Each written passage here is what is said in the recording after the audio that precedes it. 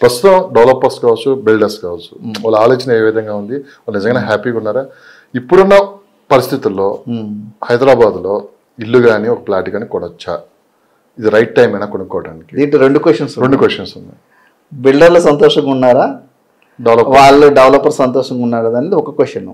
ఇప్పుడున్న పరిస్థితుల్లో కొనుక్కుంటే మంచిదా కాదని రెండో క్వశ్చన్.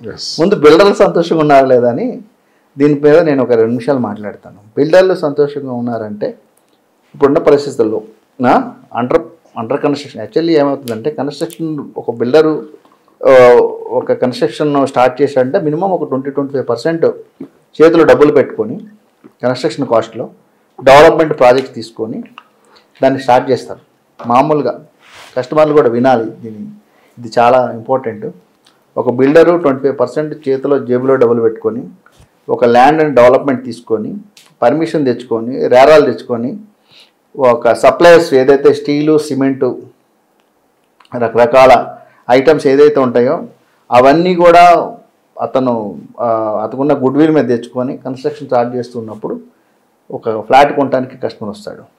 ఫ్లాట్ కొనే కస్టమర్లతో లోన్స్ అమ్మి వాళ్ళ డబ్బులు కూడా లోన్స్ తీసుకొని ఇట్లా ఒక అపార్ట్మెంట్ కన్స్ట్రక్షన్ చేయబడుతుంది అనమాట. మళ్ళీ ఒకసారి చెప్తున్నాను చూడండి, ఒక బిల్డరు ఏదైనా పెద్ద కంపెనీ అయినా సరే, ఎంత పెద్ద కంపెనీ మై హోమ్ కానివ్వండి, లేకపోతే ఈ పెద్ద పెద్ద కంపెనీలు ఏదైనా గోద్రేజ్ కానివ్వండి, ప్రెస్టేజ్ కానీ ఎవరైనా సరే వాళ్ళకు 25% జేబులో అమౌంట్ పెట్టుకుంటారు. ఒక డెవలప్మెంట్ 50% 40% ల్యాండ్ తీసుకుంటారు. ఈ డబ్బుల్ని ఈ 25% దాంట్లోనే ఈ 25% అమౌంట్ ఏదైతే ఉందో దాని మీద అప్రూవల్ తీసుకొస్తారు, కన్స్ట్రక్షన్ స్టార్ట్ చేస్తారు, స్లాబ్లు వేస్తారు. ఈ లోపల కస్టమర్లు వచ్చి అండర్ కన్స్ట్రక్షన్లోనే కొనుక్కుంటారు. ఇది మంచి ప్లేస్ కాబట్టి మాకు ఆఫీసుల దగ్గర ఉంది, ఇల్లుకి దగ్గర ఉంది, ఈ లొకేషన్ బాగుందని చెప్పేసి కస్టమర్లు వచ్చి కొనుక్కుంటూ ఉంటారు. ఆ కొనుక్కున్నప్పుడు రిజిస్ట్రేషన్ చేస్తే కొంత అడ్వాన్సులు కొంత వస్తాయి. ఆ బ్యాంకులు కొన్ని పార్ట్ వైజ్గా రిలీజ్ చేస్తారు. ఆ రిలీజ్ చేస్తున్నటువంటి దాంట్లో కొంత సప్లయర్స్ కూడా దానికి ఏదైతే డెవలపర్ ఉన్నారో అతను గుడ్ విల్ని బట్టి వాళ్ళు కూడా అప్పు మెటీరియల్ ఇస్తుంటారు. దీన్ని బట్టి ఇట్లా అపార్ట్మెంట్లు కడుతూ ఉంటారు. ఇలా చేస్తారు బిల్డర్ అనే వాళ్ళు. సో ఇప్పుడున్న పరిస్థితులు ఏమైందంటే, కస్టమర్లు బిల్డర్స్ ఏంటంటే 25% పెట్టి ఇప్పుడు కన్స్ట్రక్షన్ ఇప్పుడు ఏమవుతుంది, కస్టమర్లు అండర్ కన్స్ట్రక్షన్లో ఉన్నప్పుడు కొనుక్కొని రావడానికి ఎక్కువ రేట్లు అవడంతో వీళ్ళైతే 25% పెట్టుకున్నారు. ల్యాండ్ డెవలప్మెంట్కి వచ్చింది. సప్లయర్ దగ్గర ఉన్న కొంత సప్లయర్ సపోర్ట్ చేస్తాడు. అన్ని ఫ్లాట్లు అమ్ముడుపోతే సప్లయర్కి వీళ్ళు డబ్బులు ఇచ్చేసి మళ్ళీ పైకి కడితే ఇంకో ఫ్లాట్ కొనడానికి కస్టమర్ ప్రాజెక్టు ప్రోగ్రెస్ ఉంటేనే బ్యాంకర్ కూడా రిలీజ్ చేస్తూ ఉంటాడు, లేకపోతే రిలీజ్ చేయడు. ఇప్పుడున్న పరిస్థితులు ఏమైందంటే కస్టమర్ పాకెట్ రీచ్ అవ్వట్లేదు. కొంత డబ్బులు ఉన్న వాళ్ళు ముందుకు ఉన్నారు. సో బిల్డర్ 25% అయిపోయింది. గుడ్ విల్కి వచ్చే మెటీరియల్ మళ్ళీ డబ్బులు ఇస్తుంటేనే మళ్ళీ మెటీరియల్ పంపిస్తారు వాళ్ళు. కస్టమర్లు ఏమో సగం ఉన్నారు. ఇప్పుడు ఇది ఎట్లా లాగాలా అని చెప్పేసి చూస్తున్నట్టు పరిస్థితి చాలామంది బిల్డర్స్ దగ్గర ఉన్నది. సో వాళ్ళేమో వదిలేసి పారిపోరు, వాళ్ళ డబ్బులు కూడా ఉంటాయి. కస్టమర్లు సప్లయర్స్ అమౌంట్ కూడా ఉంటుంది. సగం ఏదైతే ముందుకు ఉన్నటువంటి ఫ్లాట్ ఓనర్స్ కూడా ఉంటారు. కాకపోతే ఒక 6 నెలలు 8 నెలలు ప్రాజెక్ట్ లేట్ అవుతుంది. కానీ కొంచెం కష్టతరంగా ఇప్పుడు యాక్చువల్లీ రియల్ ఎస్టేట్ అనేది చెప్తున్నాను నేను. ఇది జాయింట్ వీల్ లాంటిది.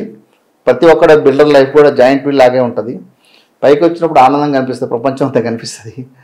రియల్ ఎస్టేట్ ఎప్పుడైతే డౌన్ అయిందో మన కాళ్ళు మనకు కనిపిస్తాయి.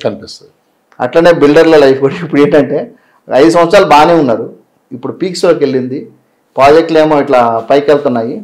ఈ ఏదైతే బాగా పీక్స్లోకి వెళ్ళడం రేట్లు, కొంచెం స్తబ్దతగా మార్కెట్ వెళ్ళడము, కొంత ప్రోగ్రెస్ కనిపించకపోవడం వల్ల సప్లైస్ కూడా ఎంతవరకు ఇస్తారు అప్పు, మెటీరియల్స్ స్టీల్ కానివ్వండి, సిమెంట్ కానివ్వండి, రకరకాల ఐటమ్స్. అందువల్ల వాళ్ళు కూడా స్టక్ అవ్వడము, వీళ్ళు కూడా సేల్స్ అవ్వకపోవడం వల్ల కొంచెం స్లోగా నడుస్తున్నాయి కన్స్ట్రక్షన్స్. అంటే ఆ పెయిన్ బిల్డరే తీసుకోవాల్సి వస్తుంది. ఇప్పుడు ఆల్రెడీ వాసు చూసాం పాపం, వాళ్ళు చాలా మంచి ప్రాజెక్టులు కట్టి అప్పచెప్పిన వాళ్ళే. వాళ్ళు కూడా దగ్గర ఈ 4-3 నెలల్లోనే చాలా పెద్ద ప్రాజెక్టులు కట్టి అప్పచెప్పిన వాళ్ళ మీద కూడా కస్టమర్లు వెళ్ళి మీద పడిపోవటం. మాకు ఇప్పుడు అంటే కస్టమర్ బాధ కస్టమర్కి ఉంటుంది. కస్టమర్ ఎట్లా ఉంటుందంటే ఇంట్లో అద్దె కట్టుకుంటూ ఉంటాడు. తర్వాత రూపాయి 10 రూపాయలు ఏదో చేతిలో ఉన్న డబ్బులు ఏం చేస్తాడు, చేతిలో ఉన్న డబ్బులతో పాటు కొంచెం వడ్డీలు తీసుకొచ్చేసి బిల్డర్కి ఇచ్చేస్తాడు, లోన్ పెడతాడు. చూడండి కస్టమర్ ఎట్లా ఉంటాడంటే 1 లక్ష రూపాయలు వచ్చే కస్టమరు ఒక 60 లక్షల రూపాయలు లోన్ వస్తుంది, ఒక 20 లక్షల రూపాయలు చేతిలో ఉంటుంది, ఇంకో 15 లక్షలు 10 లక్షలు వడ్డీకి తెచ్చుకుంటాడు. వడ్డీకి తెచ్చుకున్నప్పుడు ఆ వడ్డీ కడతా ఉంటాడు పాపం, ఇటు పక్క ఇంటి రెంట్ కడతా ఉంటాడు, ఆ లోన్కి ఈఎంఐ కడతా ఉంటాడు, ప్రతి నెల పిల్లల ఫీజులు, రోజువారీ మెయింటెనెన్స్లు, కారు ఈఎంఐలు. ఈ బాధలో కస్టమర్ రన్ అవుతా ఉంటాడు. ఒకసారి ఇల్లు చేతికి వచ్చిందంటే ఇల్లు కట్టే అద్దె తగ్గిపోతుంది. ఇక చిన్నగా ఇల్లు అద్దె తగ్గిపోయిందంటే ఆ ఇల్లు అద్దెని ఈఎంఐలో కట్టేసుకుంటాడు.